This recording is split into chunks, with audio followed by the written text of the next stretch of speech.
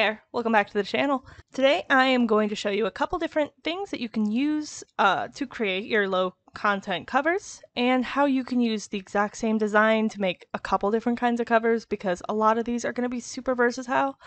I'm going to make not only low content covers, but I'm going to turn those into either something you can use for an indie published book or a poetry book or things like that. I think the nice thing is this is going to be great for anybody looking to make some passive income, or really good for indie authors out there looking to design their own work. What we use for this tutorial is going to be Canva. I use Canva Pro, and we are using Vecteezy for a lot of the images. Now, they are both subscription programs, but I do think that they both provide so much value that I love using them for just about everything we do, especially everything we do on this channel. So I'm going to show you this method. I'm going to go through each one that I'm doing while I'm doing it, and hopefully it makes a whole lot of sense for you. But obviously, if you have any questions or you need to see something a little bit more in depth, let us know down below. And so let's get into it. If you're new to the channel or new to passive income, welcome. I'm Sarah, and this is I Publish Ghostwriters. On this channel, we're here to help you create passive income that works for you, especially when it comes to online publishing. We publish hundreds of books in dozens of different languages on Amazon KDP, Ingram Spark, Audible, and tons more. The content we create is to help you do the same thing and achieve the sort of financial freedom that passive income can bring. As always, if you like this video, or you want to see more like it, go ahead and leave a like down below so that we can provide you with the kind of content you want to see. And if you want to see more videos like this, or more videos on passive income, make sure you subscribe to the channel and turn on all the post notifications so you never miss a single video. We're always trying new things so we can bring you the best tips, tricks, and tutorials, so you're going to want to stay dialed in. So, I have shown you guys this before. You can actually see some of the past things that I've done on here with you guys. This is Canva. Like I've said, I use Canva Pro, and it has just enough features that I absolutely think it is worth the upgrade. I went ahead and created a design. I went and did one in, it was 6x9, because that's usually how we publish. And that is going to look a little like, we are going inches. Now, a better way to do this will be to go ahead and use the Bookow website just to get the exact dimensions to make sure that the sizing is correct. However, you can absolutely resize it later if you need to adjust something for Amazon. And then a fresh file is going to look a little like this. And then the other tool that we are using is Vecteezy, and I will show you that. That is Vecteezy here, and Vecteezy is, as it says here, you've got it says free vector art, stock photos, and stock videos. We have the Pro version, which means that we have a greater selection of images, vectors, and videos without any sort of no watermarks, nothing like that, which is fantastic because there is so much on this. In my last video, I did go through bit by bit, but essentially you can find just about any kind of image you're looking for here. I did stick mostly to the photos, so I was using more stock photos, and I've used the vectors. I have not used the videos from here, however, we have used them for other projects. I just haven't done a tutorial on that yet. So when you're looking here, you see there's some mock-ups, there's more holiday stuff, you've got a little bit more seasonal, things like that. Vecteezy, I am looking for pricing.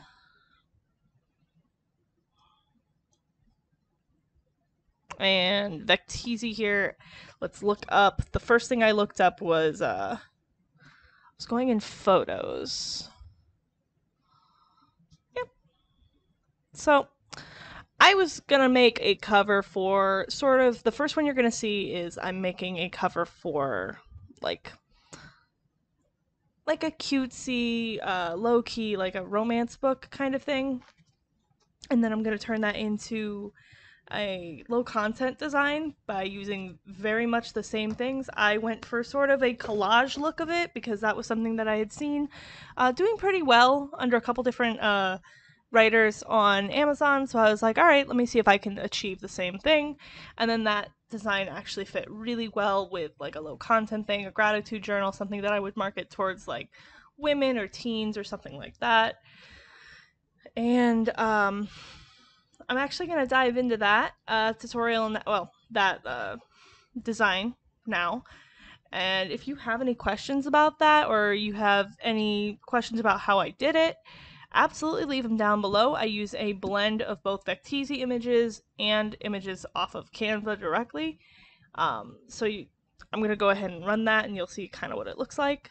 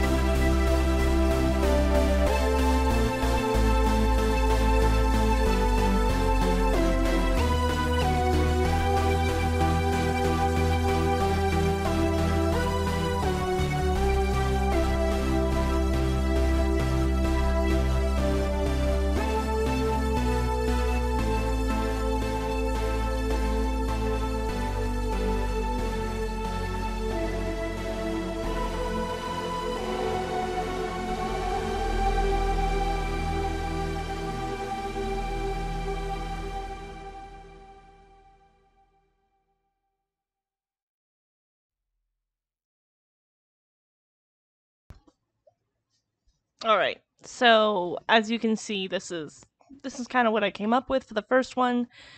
Um, I mean, yes, there's a couple things that I'd probably change on this if I were to actually publish it. However, I do feel pretty happy about how this one looks. I think definitely depending on the niche, this might do pretty well.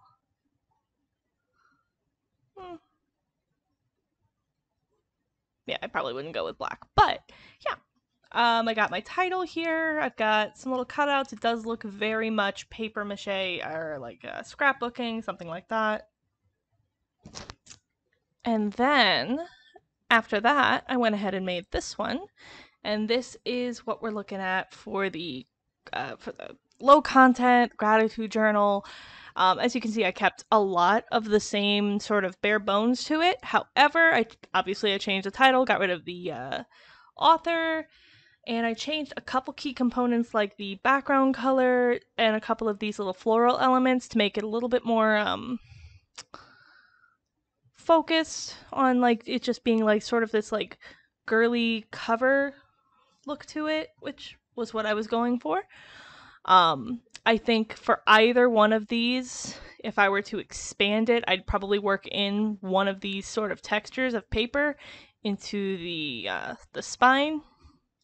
And I'll probably end up doing that in a future video just because I do actually think that that would look pretty nice for a cover.